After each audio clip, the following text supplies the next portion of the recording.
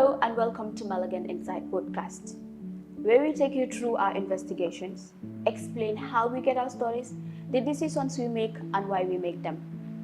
Today we present period poverty.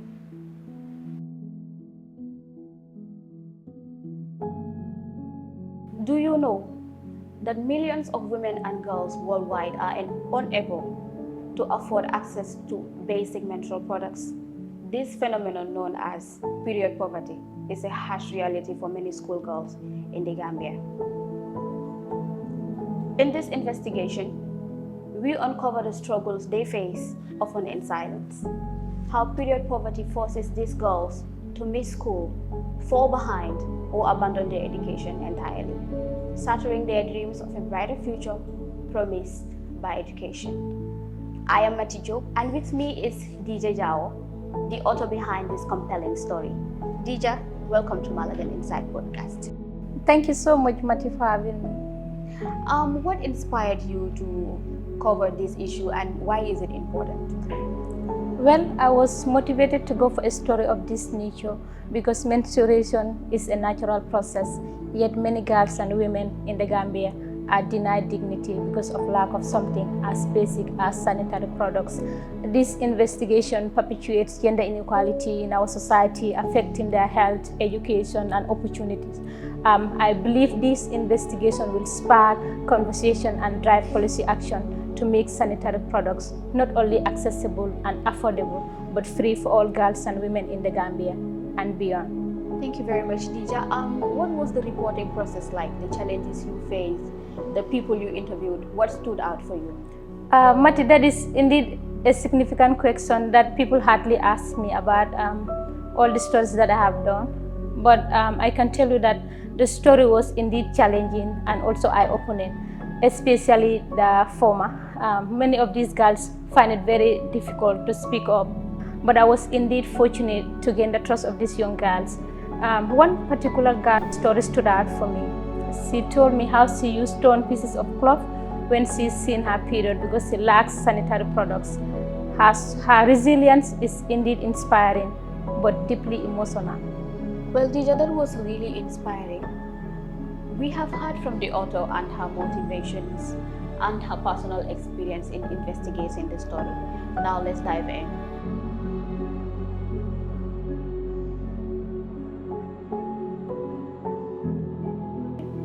This story begins with a cry from the heart, a plea from Maimuna, a 17-year-old girl we caught up with in Bakadaji, a village in the Upper River region. I plead with anyone who can help underprivileged girls like me in the rural areas. I want to stay in school, but when my monthly period comes, I stay at home for days on end, and my grade starts going down. We are not as lucky as students in the Congos. We don't have sanitary pads.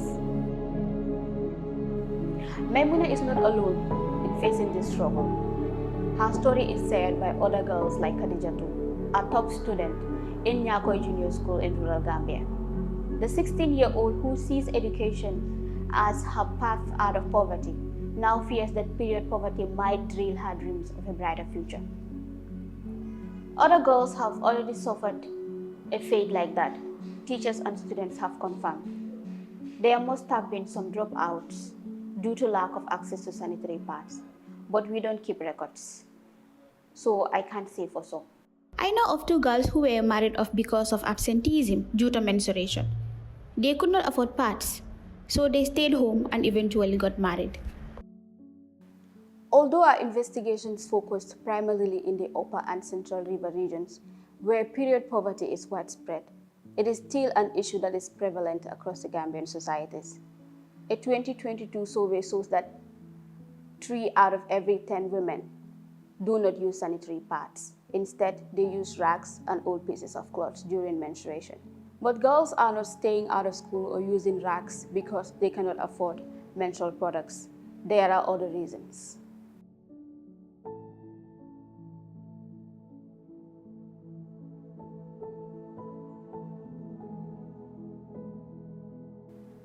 There are myths and stigma. Teenagers like Kumbaseka and Jaka Jabi were told by their mothers that sanitary pads cause loss of virginity. and they believe their mothers. One of the girls told us, "My mother believes sanitary pads are not safe as piece of cloth I usually use. Sometimes I want to use pads, but I stick to the pieces of cloth that she provides for me," because of her concerns about the negative impacts of pads on my health.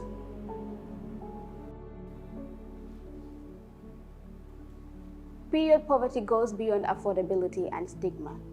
Some girls in the rural areas said they have never seen sanitary pads. Some of the girls do not know what sanitary pads look like. There are no sanitary pads in our village and the surrounding areas. We have never seen any and have no idea what they even look like, Tida Ganes, the head girl of Bakadaji Senior School, told Malagen. While girls like Maimuna Jeta in rural areas believe that their peers in the urban areas are not affected by period poverty, the reality is different. Granted, the issue of availability might not be much of an issue here. For instance, in Latrikunda Upper Basic School in Serekunda, sanitary pads are provided for girls for free. But even then, some girls who cannot afford one would rather stay at home or use rags than collect the products because of stigma. Sometimes, you find girls shaming their colleagues. Some of the teachers are also inconsiderate towards girls who are on their period.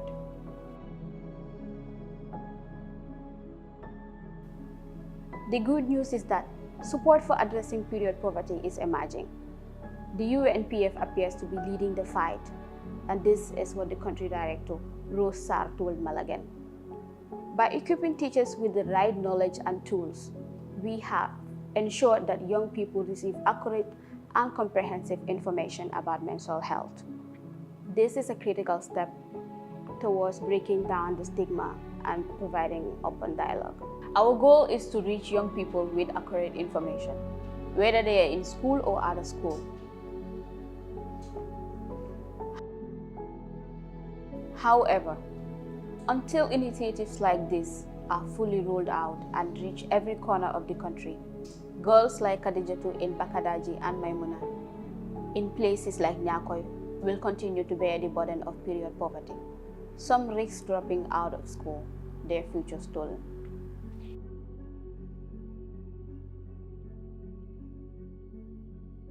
Thank you for following us. Please visit our website www.malagen.gm to get the full story. Thank you very much.